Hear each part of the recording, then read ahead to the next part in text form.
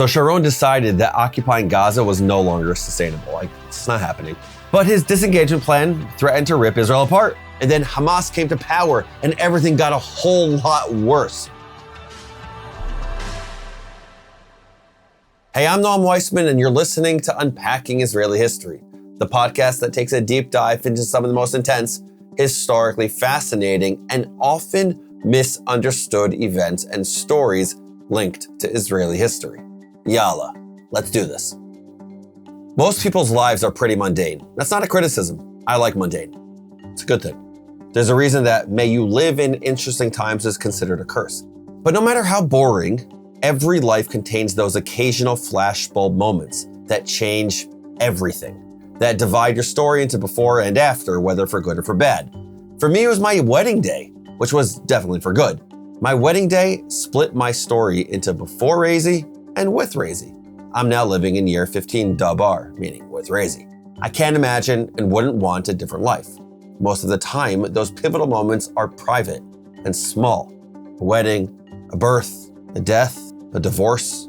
Everything in your life has changed, and yet the world continues spinning obliviously on. But sometimes those pivotal moments knock the entire globe off its comfortable axis. Sometimes they change everything. The assassination of an Austro-Hungarian Archduke, COVID-19, 9/11. I was 16 when the planes hit the Twin Towers, and as I sat in Dr. Chase's history class, watching the iconic Manhattan skyline burn on a boxy TV, I learned the truth about being an adult. In times of upheaval, there are no adults. Not parents, not teachers, not the President of the United States. We were all scrambling to figure out how this happened, what it meant, what should be done about it. When the entire world is upended, we're all flying blind. That's how I felt last October. We'd all heard in synagogue that something was going on in Israel. People were throwing around impossible numbers. 40 dead, 100, 150, 300? How could this be? But when we turned on our phones 24 hours after we first heard rumblings, it was so much worse. As the Israeli writer Yahya puts it, quote, "In one moment, in the early morning, we all turned from homeowners to refugees, from Israelis to Jews being pursued. More than 1,200 were murdered on this day. 260 people were kidnapped. Many thousands were injured. Millions hid in shelters. All of this happened during one day in October. Such a sad day. In less than 24 hours, the state of Israel changed beyond recognition. And now we're coming up on a year since that Black Shabbat, that Black Saturday. Sometimes I feel like I've lived a century since that day. Other times I'm transported right back to the night of October 8th, staring in shock and horror at my phone, knowing nothing except one undeniable truth. The world we once knew is gone. It's over. It's a different world. And with that knowledge comes a terrifying and hopeful corollary. This is our chance to build a new one. I say terrifying because it's not easy to build a new world, and it's even harder to rebuild one on the ruins of the old. There's a rabbi, his name is Norman Lamb, and he said something incredible. He said, "The decision to rebuild that is far more difficult, to approach a rubble and try to make of it a habitable home, patiently to pick up the pieces of the past and paste them together, to take the tattered ruins of a former majesty and somehow restore them, to patch together what time and circumstances have ravaged. For this, the masses have little enthusiasm, less spirit, and no patience. Rebuilding's really hard." But there's another factor that complicates our efforts to rebuild, and that is making sure we learn from the past. But how do we do that when the past isn't the past? How do we do that when we're still living through the aftermath of the Black Saturday, the Black Shabbat, when war is still raging, hostages are still underground, and everyone seems to be pushed further and further towards their respective poles? How do we learn from the past when history is still unfolding all around us? How do we rebuild in the midst of this chaos? I don't know the answer. No one does. But I think I see a piece of one, just the tiniest corner of an answer, the first baby step in a long and impossible journey, and that is understanding the past as best as we can. Not retreating to our comfortable old narratives, not barricading ourselves into our echo chambers that's so boring, but critically examining ourselves and our history from as many angles as we can. We won't do it perfectly. That's just too hard. As Israeli intellectual Yuval Noah Harari points out, quote, history isn't a single narrative, but thousands of alternative narratives. When we choose to tell one, we're also choosing to silence others. I know that any story we tell, any insights we have, will always be incomplete. Still, in this series, as in this podcast in general, we've tried our best to include as many narratives and perspectives as possible. Some contradict each other. That's what's fascinating about this. Some are difficult to hear. That's what's important about this. I don't agree with all of them, and you don't have to either. That doesn't mean we'll give air to the many crackpot opinions that have cropped up like toxic mushrooms in the wake of the massacre.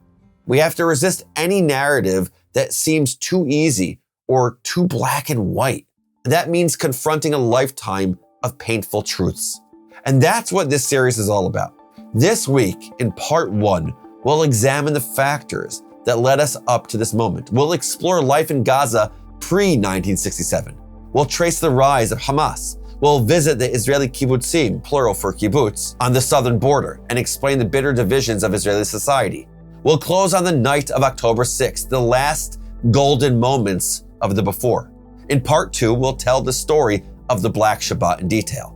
It's going to be difficult. It's also entirely necessary for reasons we'll explain in the episode itself. And finally, in part 3, we'll cover the aftermath. The war, the protests, the media, the negotiations, the echo chambers so many of us have retreated to.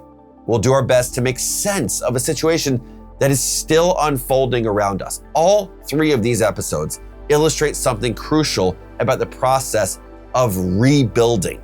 We can't build a future without knowing our past, but we also can't remain frozen in the stubborn poses that brought us here to this moment. So, welcome to the hardest story I've ever had to tell. It's a privilege and an honor and a massive responsibility. I can only hope we do it justice. Part 1, Gaza. It's an absolutely lousy feeling being a conquering army. I don't know the full name of the man who said that. All I know is that it was said in 1967. He was 29 when he said it, entering Gaza as an Israeli soldier. After the war, he'd be decorated for his bravery. But when he speaks about his experience to Israeli journalists, he doesn't sound heroic. He just sounds tired, exhausted. As you might remember from our miniseries on the Six-Day War, in the summer of 1967, Israel was preparing for its own annihilation. Ordinary citizens filled sandbags, dug graves, cracked dark jokes. I remember us sitting together and the guys started joking around. Kibbutz Na'an is pleased to report the death of, teasing each other. There was a feeling that we were talking about a Holocaust. But you know the story, that's not what happened. As you know, in under a week, Israel routed Egypt, Jordan, and Syria, quadrupling its own territory in the process, including Gaza. Gaza had been in Egyptian hands since 1948. Let's remember that, when the British pulled out of the region. Under Egyptian rule, Palestinians lived in squalid refugee camps, stateless citizens of a country that had never existed. Egypt didn't offer citizenship, or much in the way of prospects. And then came June of 1967, and Gazans went from being stateless under Egyptian control to stateless under the Israelis. The Israelis hadn't expected to be in charge of Gaza for long. They assumed they would exchange the land they had conquered for a peace deal with their neighbors. Instead, the Arab League decreed what we call the 3 no's. No peace with Israel, no negotiation with Israel, and no recognition of Israel. So as the 60s gave way to the 70s, then the 80s, nothing moved forward. Israelis had no peace. Palestinians had no state. The refugee camps grew into sprawling, increasingly crowded towns where Palestinians did their best to make a life. This is Nahed El-Gul. In 2018, he worked as a water supplier in Gaza. He told Al Jazeera, the best period of our lives was when we used to work in Israel, 25 or 30 years ago. We were happy. We used to go to Israel or Jordan or Egypt. The roads were open. We lived well. There was money. Today, there's no money. I used to work. How did I build my home? From working in Israel. I used to get 100 to 150 shekel a day. Today, there's nothing. We had a good life. The roads were open. Today, everything is closed. I don't blame El Ghul for being wistful. At the time he's talking about, Gaza boasted one of the fastest growing economies in the world. Hard to imagine now, right? And look, I'm not trying to romanticize life under occupation of another people. Like that's not what I'm trying to do. Not the Egyptian occupation of 1948 to 67, and not the Israeli occupation of the people there from 67 to 2005. I just want to illustrate that even though we've never had peace or a Palestinian state, things were not always as bad as they are now. They're not. This is Khalil. That's not his real name, of course. It's a pseudonym to protect him from Hamas. In 2022, he gave an interview to the Center for Peace Communications for their series, Whispered in Gaza. And what he told them lives rent-free in my mind. Our grandparents used to tell us, when you work with Israelis and they trust you, you could live the life you've always wished for, a very decent life. They told me that back in the day, we used to attend their celebrations, and they would come to ours. It was a normal thing. Imagine that for a minute. Imagine a Jewish Israeli just going to Gaza on a random Friday because they could, or a Gazan visiting a friend in Tel Aviv. That happened. We all need to know that. That happened. Most of the time, the Jews who came to Gaza would drive back home to Israel at the end of the day. But some Israelis stayed. Land was cheap. Plus, many Israelis were motivated by religious or political conviction. In their minds, Israel had won Gaza in a defensive war, so it was theirs, wasn't it? There's no doubt in my mind that one of the reasons that I arrived specifically here is because there was a sense of dispute. There was a battle to gain control over this geographical area. And despite all the terrorist activities, the population is growing and growing and growing. That's Sodi Namir, a doctor who lived in one of the Jewish communities in Gaza. He came to the area because he felt that maintaining a Jewish presence in Gaza was important from both a spiritual and a security standpoint. From their cramped and squalid camps, Gaza's Palestinians watched beautiful, manicured Jewish communities springing up seemingly overnight. And don't get me wrong, many beautiful places in Gaza, always have been. But their resentment boiled. This is Dor Shachar. He has a fascinating story. Legit, it's insane. It's amazing. But that's for another time. For our purposes, here's what you gotta know. Dor Shachar's name wasn't always Dor. He was born Ayman Abu Soboch in Khan Yunis, Gaza, a refugee, a Muslim. From the moment he was old enough to understand stories, he was told about the Jews who had stolen everything from his family. When I was 3 years old, my grandfather sat down and said to me, "Sit down." So I sat down. He told me a story about Jaffa. He said part of it was his land, and the Jews took it from him. In fact, all of Israel is our land. Every place we used to live, the Jews took. When you grow up, you'll murder them and return the land, because that's your inheritance. I'm not saying that every Palestinian child was educated to hate. I'm not saying that. Is the education a problem there? Yes, it's a problem there. And I'm not saying that they were wrong to be angry. Does it make sense to be angry? I get why they were angry, like I get it. They never really known real freedom, not under the Ottomans, not under the British, not under the Egyptians, and now not under Israel. By 1987, 2 decades after Israel had won control of the Gaza Strip, tensions were at an all-time high, insanely high.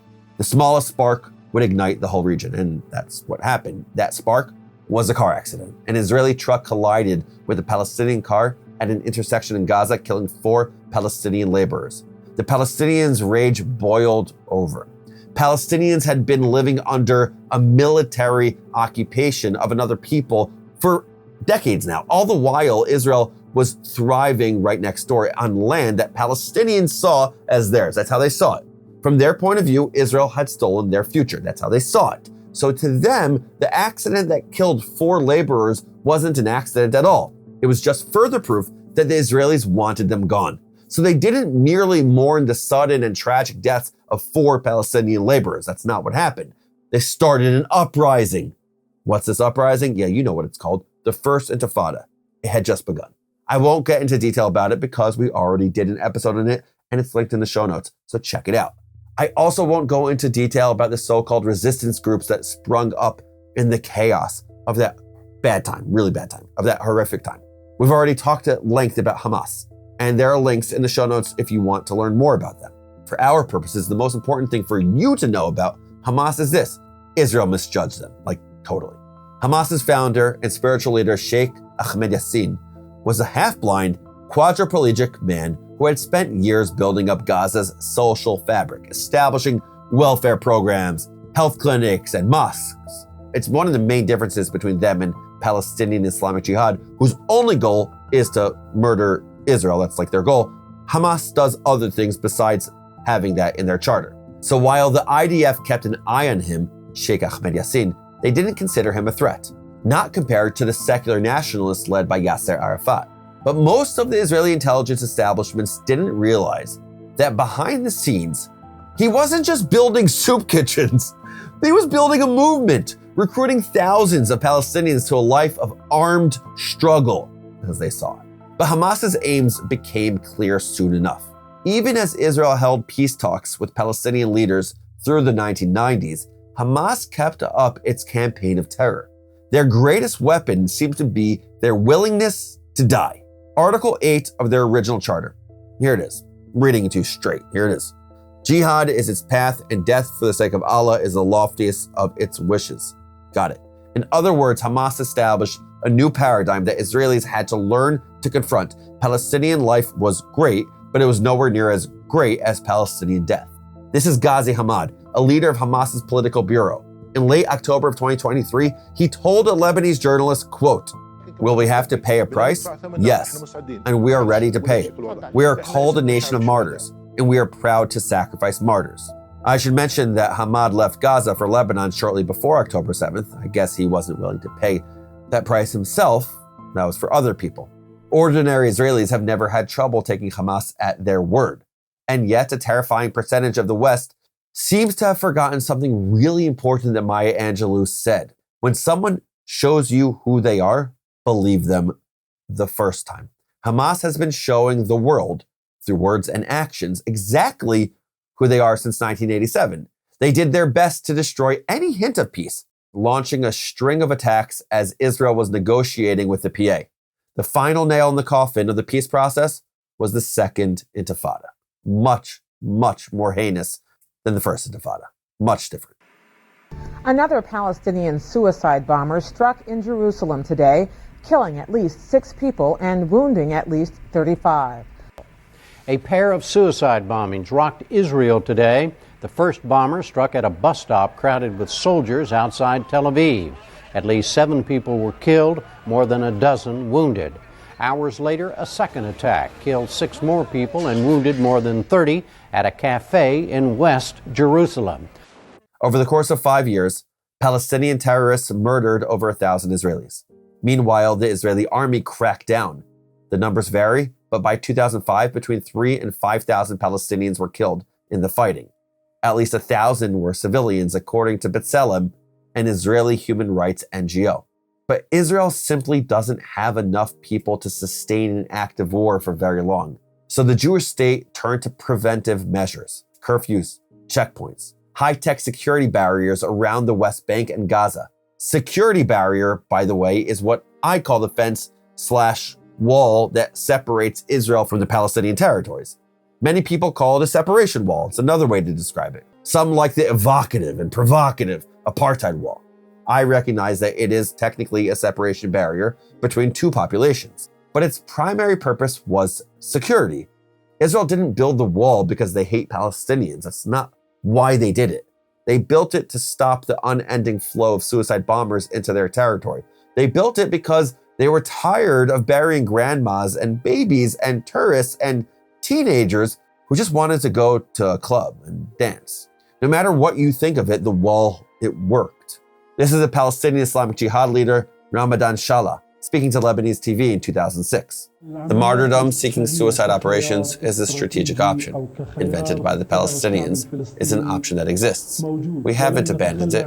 However, the timing of the operations and the ability to execute those operations are issues for the field commanders. For example, in the West Bank, there's a separation wall, which is an obstacle to the resistance. If it did not exist, the situation would be completely different. So there you have it. After the wall went up, attacks fell by over 90%. Israelis were safer, but Palestinians were more miserable. The wall was another stranglehold, choking off their access to holy sites, relatives, jobs, schools, opportunities, and land that had been legally theirs for centuries. That ugly concrete barrier snaking across the land was just another reminder that they weren't free. I don't know the name of the man whose voice you're about to hear. I do know he is a Palestinian from the West Bank, describing what it was like to earn a degree at Tel Aviv University. Here he is in a recent interview with Barry Weiss on her podcast, Honestly. How long does it take from my house to, let's say, to Tel Aviv University? It takes at least 5 hours. So both ways take at least about 8 hours or more, especially at night because there is no transportation. So it takes much more than 5 hours. And, you have to go through a checkpoint.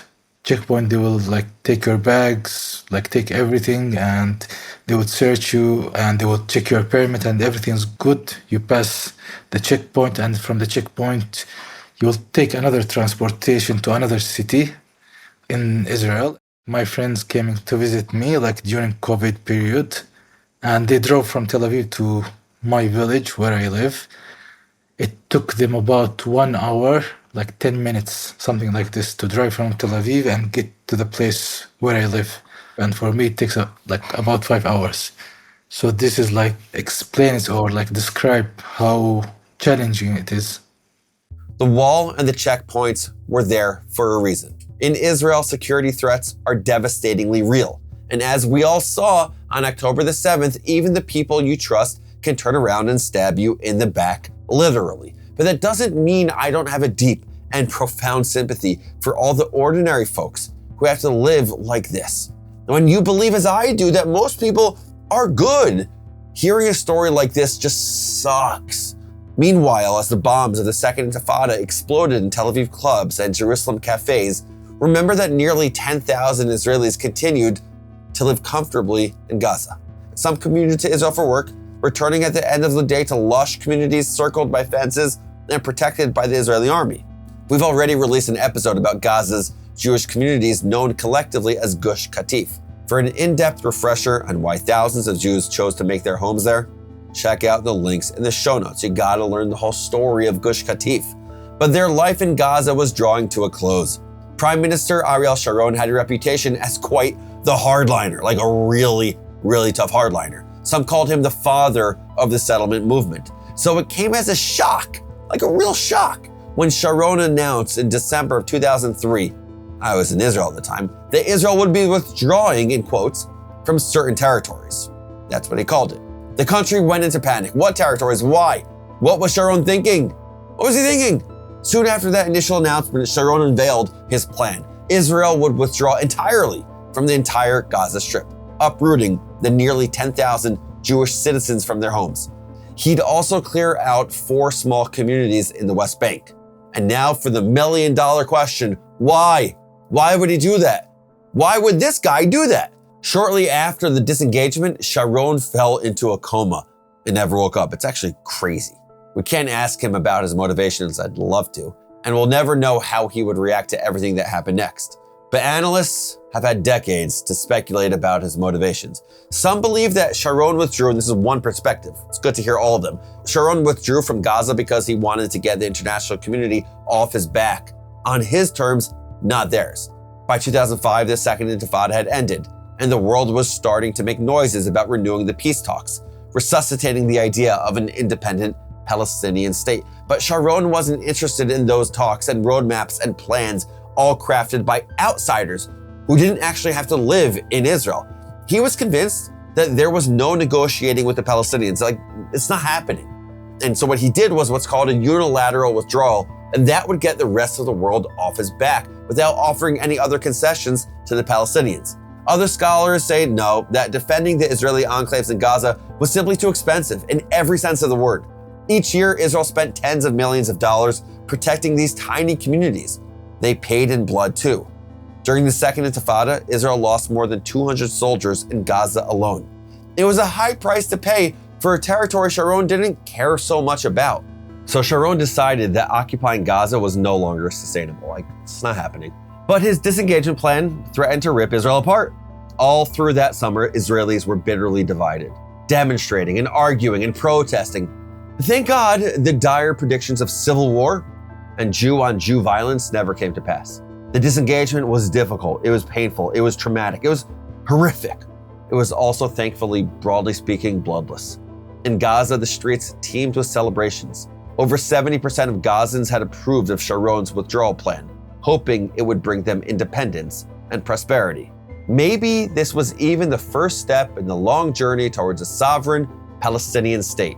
But that's not what happened, not at all. Gaza's economy depended heavily on Israel. Now that Israel had withdrawn, it had less interest in Gazan exports or labor. So instead of growing, Gaza's economic prospects plummeted. And then Hamas came to power and everything got a whole lot worse. They voted Hamas in, by the way. To Israelis, Hamas was nothing more than a fundamentalist terror group made up of violent thugs. But for Palestinians, Hamas was much more complicated than that. Sure, they'd started as a so-called resistance movement, hence their very subtle name, the Islamic Resistance Movement, but they'd also always offered Palestinians more than just a chance to become a suicide bomber.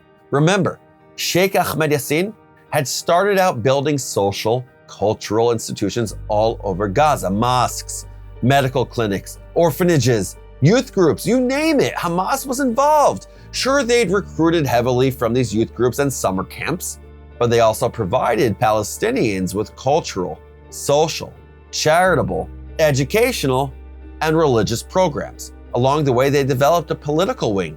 Sure, their military arm focused mainly on how to kill Israeli citizens and civilians, but their political arm represented Palestinian political interests, offering an alternative to the Palestinian Authority, the PA. The PA had been created during the Oslo Accords, a first step in the direction of peace and self-determination. But Palestinians were growing deeply disillusioned with the PA's corruption and inefficiency.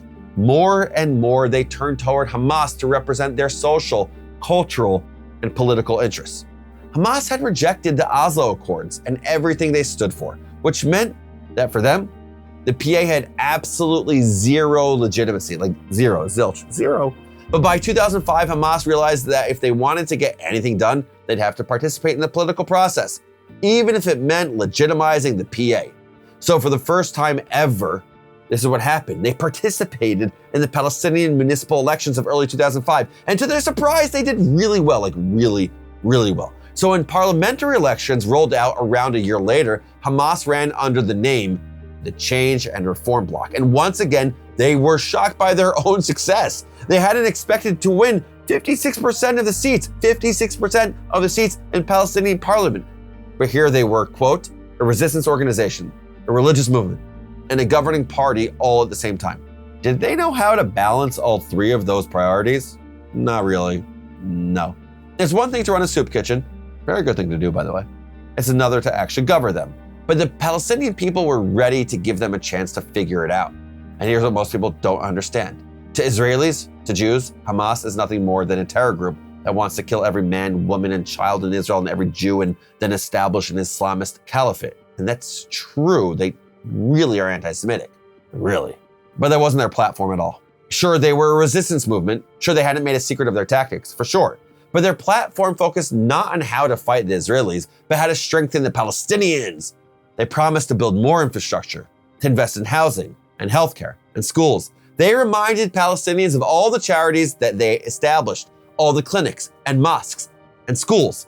And Palestinians rewarded them for it by voting for change and reform. Palestinians didn't vote for Hamas because they're all lunatic hardliners who want to wipe Israel off the map. And it's very hard for Jewish people like me to just understand that. In fact, according to exit polls, 60% of Hamas voters favored a two-state solution. Let me repeat that because it's actually mind-boggling. The majority of Palestinians who voted for Hamas in 2006 believed in a two-state solution. My head's exploding, my heart too, thinking about what that could have meant for both peoples if Hamas had just stayed true to its campaign promises. 60% is the majority. But it's not everyone. What about the other 40%? Well, some of them voted for Hamas because they thought Hamas's tactics worked. The PA's whole shtick, negotiating with Israel, had done nothing to advance the Palestinian state. That was the argument. But then came the Second Intifada and Hamas's relentless string of terror attacks. Immediately afterwards, Israel withdrew from Gaza. Was this a sign that Hamas was right? Was armed resistance the best path towards a state? In 2024, I think that answer is pretty clear to most Gazans. A recent poll from the Palestinian Center for Survey and Policy Research indicates that nearly 60% of Gazans believe Hamas's October 7th offensive terror attacks was a mistake. How could they not? Gaza is in ruins. In ruins! Thousands of people, among them children, are dead. Tens of thousands. But as we keep saying, hindsight is 2020. Back in 2006, Hamas really did represent change and reform to so many Gazans. So they voted Hamas, hoping to usher in a better world they imagined. And by the way, if it's not clear, I'm really playing my role here in interpreting the Palestinian people charitably in terms of voting in Hamas 18 plus years ago. Imagine what would have happened if Hamas actually worked toward their goal, if they invested in their people and made good on all their promises. They tried at first establishing a unity government with Fatah, the main political party of the Palestinian Authority, but that government didn't last. Neither party cared much for the other. Fatah didn't want to share power, and Hamas had no respect for people who negotiated with Israel and intention of softening its stance, no matter what the international community said. So the unity government collapsed. In its place, Hamas established its own government in Gaza, led by Ismail Haniyeh. Well, Fatah didn't like that, and the two parties started sniping at each other, literally. I'm talking about gun battles in the street. And though they did reach a truce eventually, even that shaky peace didn't last. Hamas was convinced that Fatah was plotting a coup, and they were right. The US had armed and trained Fatah fighters specifically to take down Hamas, including their arch enemy Fatah strongman Mohammed Dalan. But Hamas had no intention of being caught wrong-footed, so they launched a counter coup in July 2007. The so-called Battle of Gaza was brief and brutal. An office used by Hamas ministers is stormed, vandalized, and set on fire by Fatah activists. It's the second day in a row that the power struggle between the rival factions spilled over from Gaza into the West Bank. At least 14 killed, 80 wounded in the battle, and Fatah saying Hamas is executing its fighters, killing them in front of their wives and children. Both sides did awful things to each other, but in the end, Hamas won. And the international community was horrified. Gaza's two neighbors, Israel and Egypt, did not appreciate living next to a terrorist group. They didn't like their next door neighbors. It's good to have good neighbors. They didn't like their neighbors. Both countries set up a strict blockade, inspecting everything that went in and out of the strip, including people. Palestinians could still cross into Israel for work or medical care, but Israel limited the number of work permits it handed out now. The unemployment rates soared. Gaza's economy flatlined. Iran, Qatar, the EU, the US, and the UN pumped billions into the Gazan economy, hoping to alleviate the strip's crushing poverty. But most of that cash went straight to Hamas. And instead of using that money to build infrastructure or create jobs, they stockpiled weapons, trained terrorists, and built a vast underground tunnel network under the strip using child labor.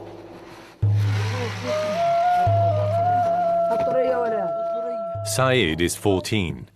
Every evening, along with his friends, he digs a tunnel beneath the border between the Gaza Strip and Egypt. For these youngsters, digging a tunnel for contraband is the only way they can make any money.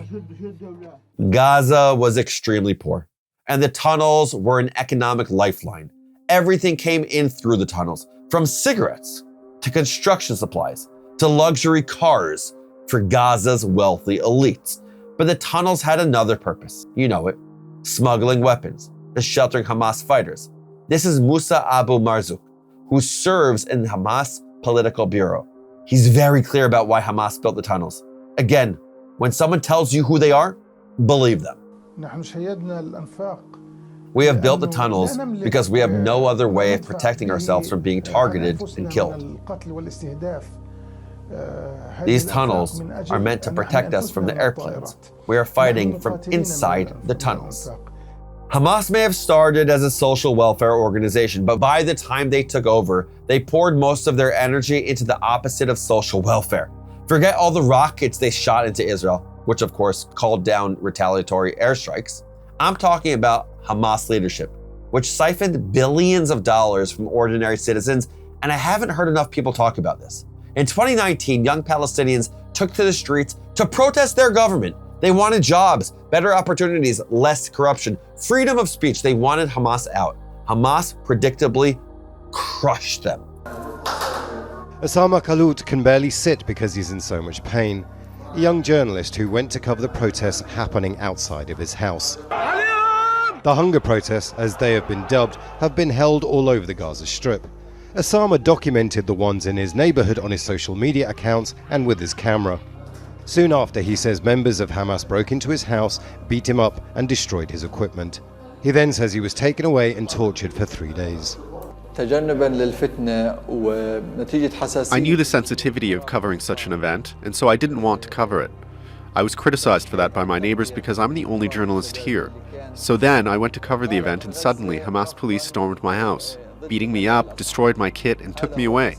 Hamas says it's cracked down on the protests because certain groups want to bring disorder to the streets of Gaza. I don't deny that there are some mistakes, and these mistakes will be investigated by the police, and we are against any violation of the law. We are against using of power against or violence against people. But you know, some people try to spread kind of chaos here or there. Human rights groups say it's because Hamas fears the protests could get larger and pose a threat to it.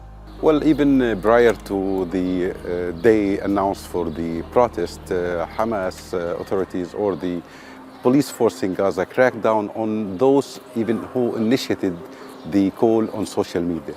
So this means that from day one they have no tolerance for any kind of peaceful protest regardless of the subject. It's not the issue of economic or any other issue, but they have a position not to allow these demonstrations to take place anyway. According to the World Bank, Gaza has 70% unemployment among young people, and it is young people who've been protesting. Although Hamas may have quelled the hunger demonstrations, for now the root causes still exist. The Israeli-Egyptian-led siege has been going on for more than a decade now. Regular Israeli bombardment and a myriad of other issues means that Gaza's economic situation is rapidly deteriorating. Meanwhile, Hamas's leaders use their stolen money to build mansions on the Gazan coast, to book permanent suites at five-star hotels in Turkey and Qatar, to throw lavish parties and send their kids to private schools and drive luxury cars that had been smuggled in through the tunnels. Make no mistake about it. Many Palestinians in Gaza blame Hamas, not Israel, or not only Israel, for their misery. They hate the so-called leaders who brought them here. That hatred may be one of the few things that still unites Gazans and Israelis. Ahmed Fouad al-Khatib, fascinating guy, grew up in Gaza, though he's been living in the US since 2005. This is what he wants the world to know. Listen carefully. Hamas is a nefarious political group that has very narrow political objectives, and it uses its people to achieve those objectives. Even Palestinians and folks that I know in the Western world face a difficult time trying to push back on Hamas, because unfortunately there is this forced conformity whereby we're supposed to only keep the focus on Israel and only criticize Israel and not engage in self-critique or self-reflection or introspection as to the mistakes, the historic and contemporary, that were made by Palestinian leaders, by those who proclaim to represent the interests of Gazans.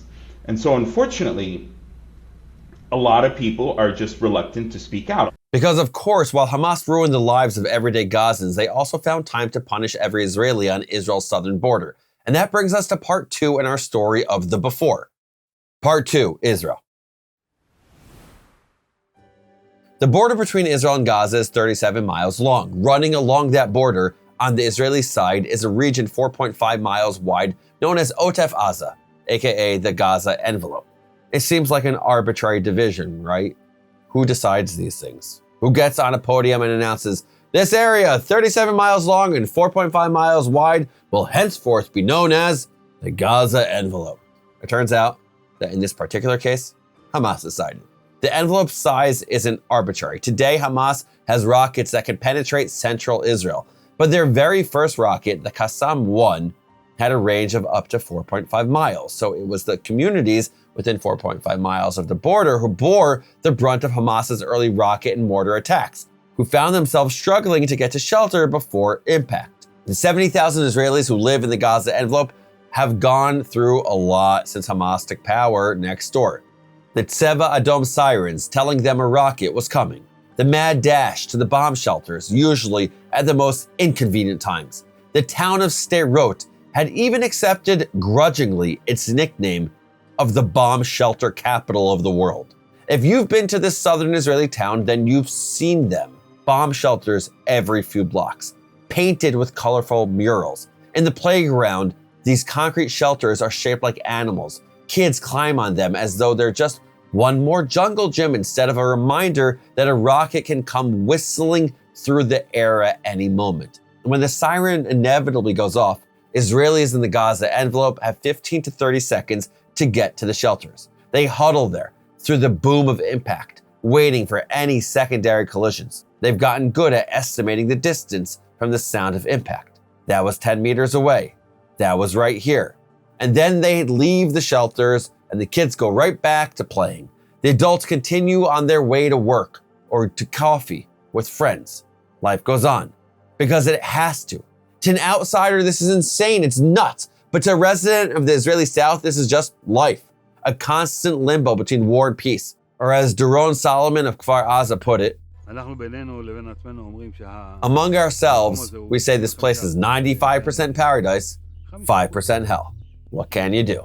Hell looks like rockets and mortars and red alerts. Hell looks like hearing a siren in the middle of your shower. Hell looks like the internal debate of, do I risk my life to finish my shower? Or do I risk my dignity by running to the communal shelter wearing nothing more than a bath towel and soap suds? That's not a debate you have once or twice. It's a well-practiced internal monologue repeated over and over and over. But the ultimate nightmare scenario isn't a rocket or a mortar or an awkward moment in the bomb shelter. It's the horror that Israelis lived from 2006 to 2011. The horror we've been living through since October 2023. The horror of an abduction. In the summer of 2006, Hamas terrorists snatched a 19-year-old IDF soldier named Gilad Shalit from the Gaza border. They held him for 5 years, tormenting the entire country. And when Gilad came home at last after 5 years underground, Jews around the world rejoiced. 79% of Israelis supported the deal that brought him home, despite its price. And its price was unthinkably high, like crazy.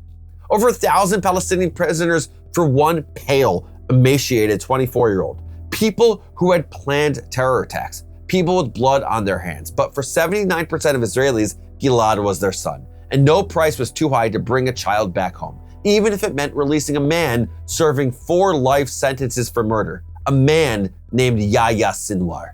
Today, every Israeli knows his name. He is the architect of the October 7th attack, Israel's public enemy number 1, and he is the key to understanding the events of the past year. And not enough of Western media talks about him, so let's hear about him. Yahya Sinwar was born in a cramped, squalid refugee camp in Gaza. Later, he would describe the indignity of life in the camp.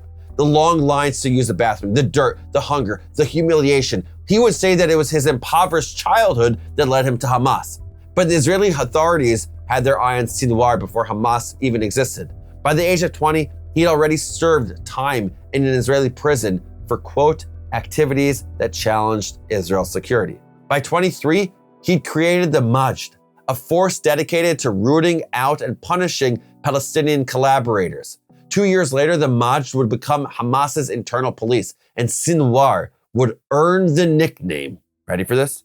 The Butcher of Khan Yunis, for the brutal punishments he meted out to suspected collaborators. By 27, he'd been sentenced to 4 life sentences in an Israeli prison for the brutal murder of 2 Israelis and 4 Palestinians. But that didn't stop him. In prison, he continued punishing suspected Palestinian collaborators. Israeli guards pretended not to see when Hamas operatives would toss the severed body parts of so-called collaborators out of their cells. From their perspective, Sinwar was keeping order among the prisoners. But if the guards ignored Sinwar, he was studying them. When he wasn't ordering the torture of collaborators, he was soaking up every detail he could about Israel. He studied their military, their counter-terrorism tactics. He learned Israeli history. There wasn't an Unpacking Israeli history then, but it would have helped him probably. And he became fluent in Hebrew. He translated autobiographies of Shin Bet leaders and distributed them among the prisoners so they would get to know their enemy. He even wrote a novel about the Palestinian struggle, a copy of which still exists in the New York Public Library system. I haven't read it. Doesn't sound great. Frankly, not that interested. Every move sent a message. I may be in here now, but I'm going to get out someday. And when I do, I'm going to get you. I'm going to fight you. As it turns out, he almost didn't get out. He developed a brain tumor while in prison and would have died if not for an Israeli dentist named Yuval Biton. Dr. Biton helped diagnose the tumor, saving Sinwar's life. What a bitter irony. So Sinwar was still alive in 2011 as the negotiations for Shalit were winding down. Despite the 2 men's uneasy rapport, Dr. Biton recommended that Sinwar stay in prison and not be included in the swap. Here's Dr. Biton speaking about Sinwar to journalist Christian Amanpour in June of 2024. I learned from him and I learned from the other leaders. It was clear to me that Sinwar reflects the Hamas Gaza worldview.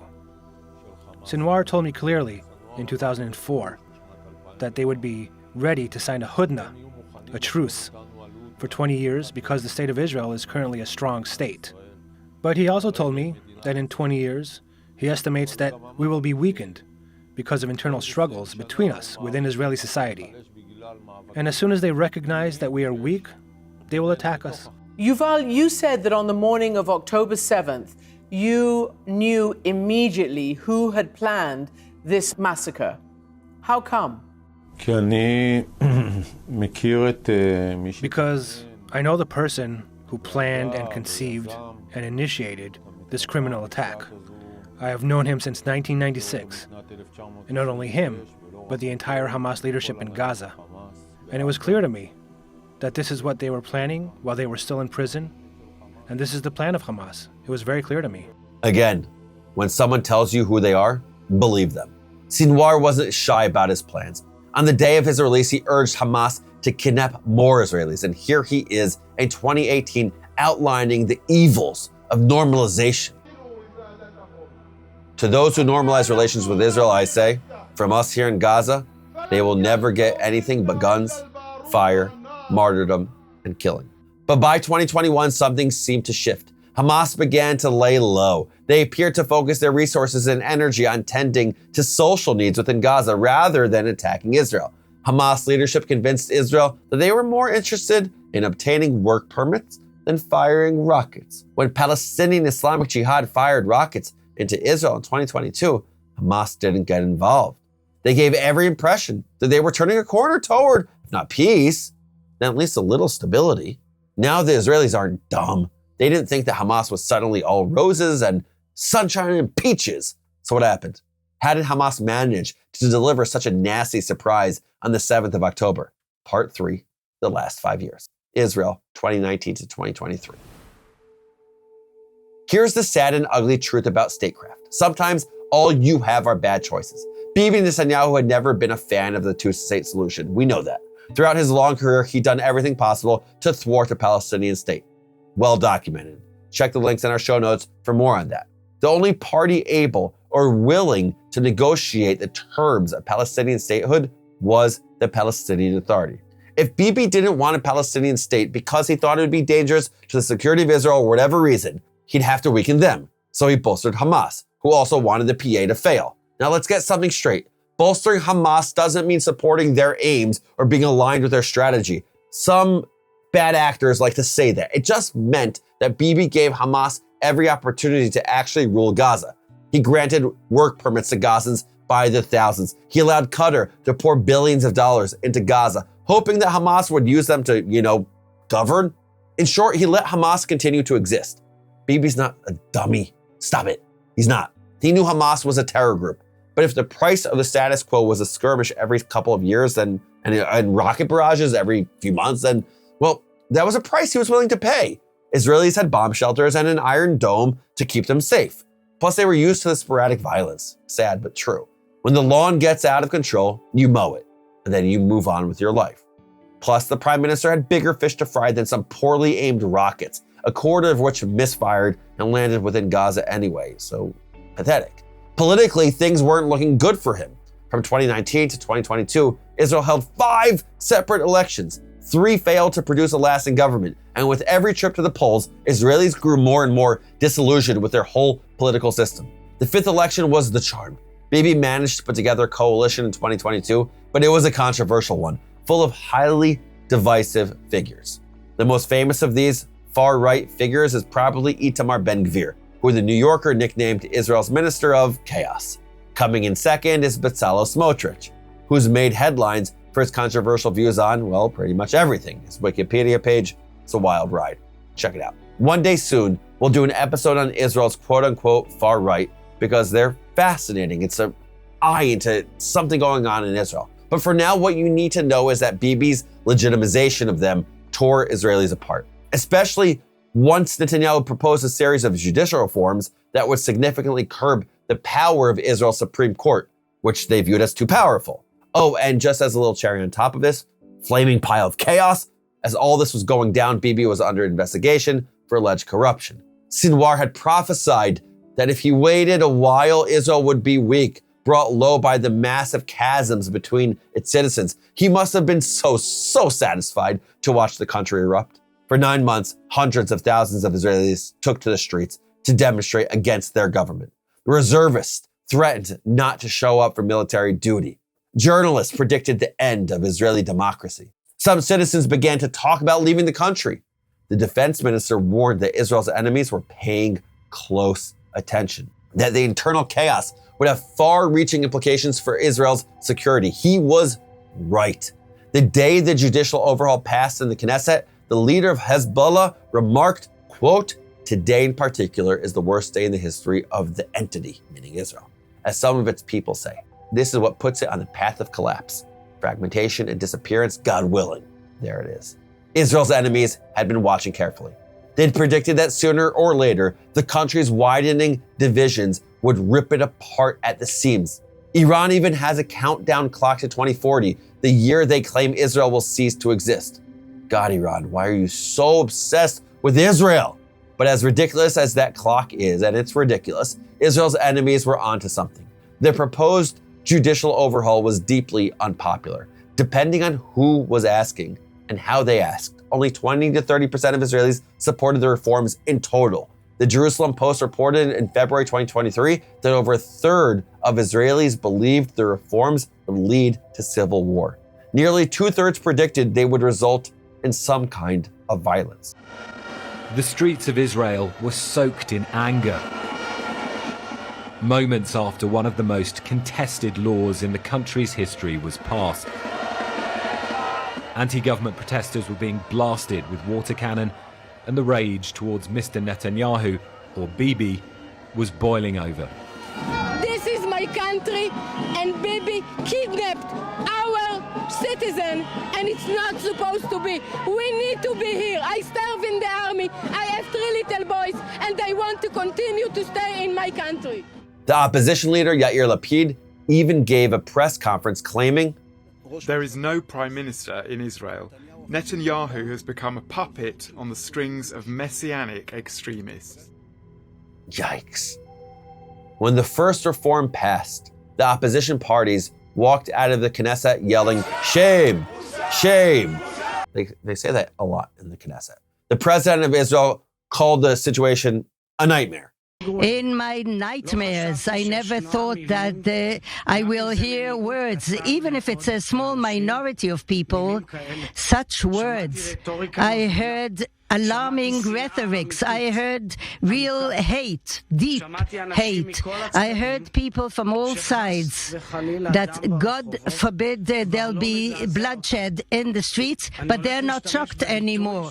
The country was teetering, and no one was sure where it would land. All the while, the IDF had its eyes trained on Hezbollah in the north and on the increasingly violent West Bank. We can and probably will do an entire episode on that situation. But for now, just know that Israel's military had its hands full. The Gaza border was simply not a priority. So, we've got a strong Hamas that is projecting peaceful vibes, not that peaceful, but vibes, and luring Israel into a false sense of security. A divided government that threatened national cohesion and security, a dissatisfied populace, a distracted military, and still the tragedy of the 7th of October could have been avoided. In a story rife with tragic mistakes, this is the one that gets me the most. This is the hardest truth, because it's not like Hamas hid their intentions completely, and it's not like Israel forgot they had an enemy in Gaza. There were still IDF soldiers closely observing the border. They noticed that Hamas was running unusual drills. They suspected that something big was coming. IDF observers, known in Hebrew as tatzpitaniyot, are highly skilled, unarmed young women who take note of everything that happens along their section of the border. They are the Army's human eyes, a supplement to the billion-dollar technological infrastructure that runs along the border. It should be considered one of the most important jobs in the Army, but it isn't. It's an entry-level position, often occupied by female rookies in their first few months as soldiers. And that means it gets little respect, not enough. For years, tatzpitaniyot have reported being dismissed, brushed off, laughed at. For years, they've spoken out about challenges of sexism baked into the IDF. And for years, they've been ignored. Months before the 7th of October, tatzpitaniyot all along the southern border began reporting unusual activity in Gaza. Meetings between high-level Hamas officials, men studying the border wall, noting the camera positions, drones hovering over the Israeli communities just minutes from Gaza. Hamas's elite Nukba fighters rehearsing attacks on model tanks and kibbutzim. But when the tatzpitaniyot alerted their commanders, they were waved away. This is Maya Desyatnik, who was the only observer at her post to survive October 7th. For months, she'd been warning her superiors that something unusual was happening on the border. And for months, she got responses like this. If I see something suspicious, I pass it up the chain. Then my commanding officer passes it up the chain. But what happens to that information after that? I don't know. Maya and her colleagues saw a lot of disturbing things on the border in the months leading up to October 7th. They saw Palestinian guerrillas training with explosives. They saw them rehearsing attacks on replicas of Israeli tanks and placing explosives in holes along the border. And in typical Israeli fashion, they would joke about it, placing macabre bets on when the situation would erupt. They never, ever imagined that they'd be the ones to be surprised. They were certain the IDF would see what Hamas was doing and would put an end to it. But the top brass didn't seem convinced by the tatzpitaniyot's observations. There were times when high-up officers would show up and they'd be new to the sector, and they'd argue with us over the radio. I know what's going on. I'm in the field. You're not in the field. But on the other hand, we're looking right at it. We see an aerial view of everything. We see it perfectly. It's hard not to see parallels between October 7th and the Yom Kippur War. 50 years before to the day, Israeli top brass shrugged off the threat that stared them in the face. Over 2,000 soldiers paid for that dismissal with their lives. And I know, hindsight is 20/20, and I know the Yom Kippur War is not the perfect analogy. It's easy for me to sit here and point out parallels when I know what happens next, because I know in clear and wrenching detail exactly what happens next. I know the names of the tatzpitaniyot taken hostage. I've memorized their pictures, watched the videos of their abductions until I can recite what happens, frame by frame, na'ama, with her bloody sweatpants and swollen eye, dragged into the back of a Jeep by her long brown hair. Leary with her gold-rimmed glasses and swollen jaw. Daniela, Karina, Agam, the 5 Hatzbataniot of Nachal Oz, none of whom is older than 20. They haunt my dreams. In my mind, I return over and over to the night of October 6th, the last time that anything seemed to make sense. I imagine Na'ama and Leary and Daniela and Karina and Agam sharing a home-cooked meal with the other soldiers, staying up late. I imagine the thousands of Israelis feasting and drinking and dancing with the Torah in the streets. It was Simchat Torah, the joy of the Torah, the holiday. I imagine the young people making their way to the Supernova Sukkot Festival, a huge open-air music festival near Kibbutz Re'im. And I think about Yuval Solomon, who was celebrating his 29th birthday by flooding a local pub with 300 guests. He had no way of knowing that in less than 12 hours, he would be dead, murdered in his home by Hamas. There are pictures from that last night. Yuval surrounded by loved ones, smiling at the camera, toasting with another drink. It hurts to look at them, so we won't yet. Instead, we're going to end this episode by lingering for just one more moment in the joy of October 6th. We'll watch the Tatzbataniyot FaceTime with their families before they have their own Shabbat dinner on base. We will imagine the thousands of happy ravers at the Nova Festival in their elaborate outfits, awash in the colorful lights and throbbing beats of a really good music festival. We will wish Yuval Solomon a happy 29th. We will tease him, as his father did, about how he would top his party when he finally turned 30. We'll pretend we don't know that Yuval will never turn 30. That was his last party, his last night on earth. We'll hold on for just another moment to the before. And we'll see you back here next week for part 2, when we'll explore in detail what happened on the Black Shabbat. Unpacking Israeli History is a production of Unpacked, a division of Open Door Media. Check out JewishUnpacked.com for everything Unpacked related. And check out our other podcasts. Write to me at noam@JewishUnpacked.com. Your email may even get on the show. This episode was produced by Rifki Stern. Our team for this episode includes Danny Hoffman, Adi Elbaz, and Rob Pera, and Hanser. I'm your host, Noam Weissman. Thanks for listening. See you next week.